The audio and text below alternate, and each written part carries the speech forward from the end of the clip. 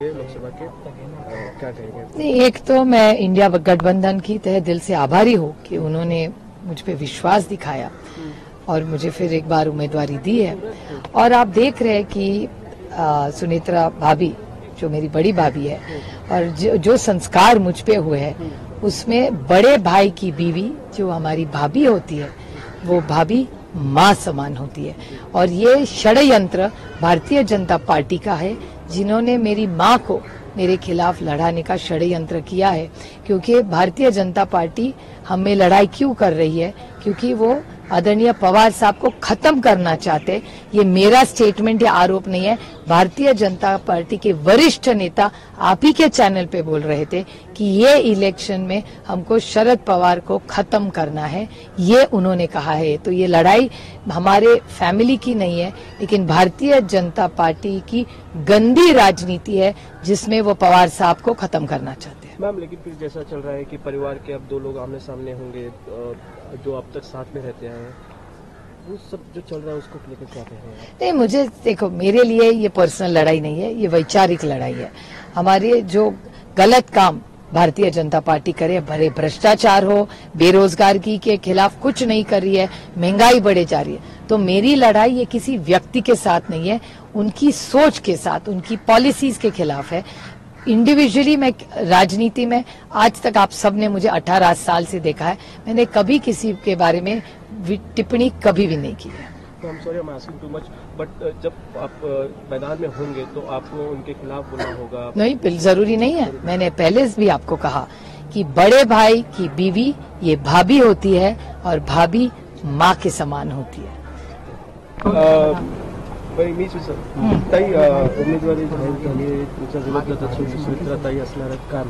एक तर मी इंडिया आघाडीचे मनपूर्वक आभार मानते की एका विश्वासाच्या नात्याने त्यांनी मला पुन्हा एकदा बारामती लोकसभा मतदारसंघात उमेदवारीची संधी दिली। याबद्दल बारामती लोकसभा मतदारसंघातले सगळे मतदार आणि आमची आघाडी यांचे मनपूर्वक आभार मानते आणि सहकाऱ्यांच्या, पदाधिकाऱ्यांच्या आणि मतदारांच्या आशीर्वादाने पुन्हा पूर्ण ताकदीने या भागाचा विकास कसा होईल आणि देशाची सेवा कशी करता येईल याच्यासाठी पूर्ण पुढचे 5 वर्ष मी जसं करत आले तसंच काम पूर्ण निष्ठेने या देशाची सेवा करत राहीन। त्याचबरोबर तुम्ही एक मुद्दा मांडला, ही माझ्यासाठी काही कौटुंबिक लढाई नाही, ही वैचारिक लढाई आहे आणि त्याच्यामुळे ही विचारांची लढाई आहे। पण एक गोष्ट आपण सगळ्यांनी कटाक्षाने लक्षात आणली पाहिजे की आपण बघताय की गेले अनेक दिवस भारतीय जनता पक्ष हा बारामती लोकसभा मतदारसंघात अनेक मीटिंग्स घेतोय आणि त्यांच्या मीटिंग्समध्ये सातत्याने आणि त्यांचे नेते तुमच्या चॅनलवर असं म्हणाले की हे इलेक्शन मध्ये आम्हाला आदरणीय शरद पवारांना संपवायचंय, म्हणजे त्यांना विकास करायचा नाहीये, काही करायचं नाहीये, त्यांना आदरणीय शरद पवार साहेबांना संपवायचं आहे। हे त्यांचेच नेते तुमच्याच चॅनलवर बारामतीच्याच प्रेस कॉन्फरन्समध्ये बोलले। हा पहिला मुद्दा। आणि दुसरा मुद्दा, तुम्ही विचार करा की हे आदरणीय पवार साहेबांवर संपवायची भाषा म्हणजे महाराष्ट्राचा बुलंद आवाज दिल्लीमध्ये संपवायची भाषा ही भारतीय जनता पक्ष करते। आणि त्याचबरोबर की उमेदवारी ही माझ्या मोठ्या वहिनींना दिलेली आहे।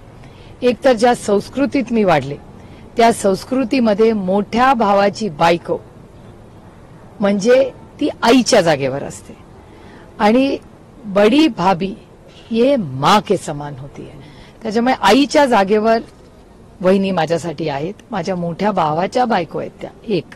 आणि त्याचबरोबर भारतीय जनता पक्षाकडे कुठलाही कॅन्डिडेट नाही, तो पण कशासाठी? तर आदरणीय पवार साहेबांना संपवण्यासाठी।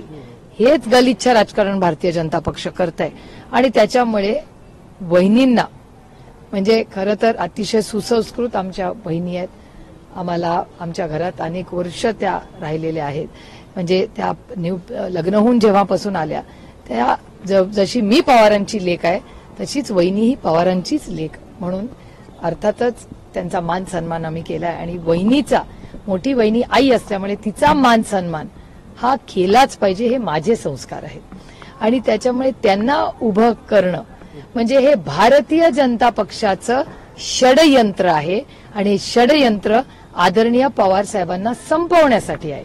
याच्या मागे विकास, देशाची सेवा असं काही नाही आणि हा माझा आरोप नाहीये.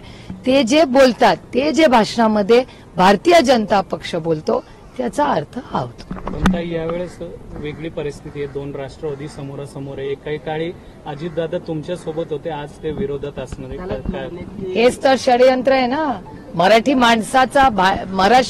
माणसांमध्ये तिढा निर्माण करा, भांडणं लावून द्या आणि स्वतःची पोळी भाजून घ्या. ही दिल्लीच्या तख्ताची, महाराष्ट्राच्या अस्मितेवर ही लढाई आणि हा घात आहे. कारण का मराठी माणूस एकामेकाच्या विरोधात त्यांनी उभा केलाय. आमची लढाई वैचारिक आहे. भारतीय जनता पक्षाने ती वैयक्तिक करून ठेवलेली. आम्ही कधी वैयक्तिक लढाई केली नाही. आमची लढाई नेहमी वैचारिक होती. यांनी वैयक्तिक लढाई करून ठेवली. या मतदारसंघाचा वेळा सर्वे केला आणि त्यामध्ये आपण आघाडीवर दिसतंय असं विधान देखील रोहित पवारांनी केलं. नमस्कार, मैं हूं मानक गुप्ता. अगर आपको हमारा ये वीडियो पसंद आया हो तो इसे लाइक और शेयर जरूर करें और हां, हमें सब्सक्राइब और फॉलो करना ना भूलें ताकि आप देश और दुनिया की कोई खबर मिस ना करें. तो जुड़े रहिए हमारे साथ और देखते रहिए News 24.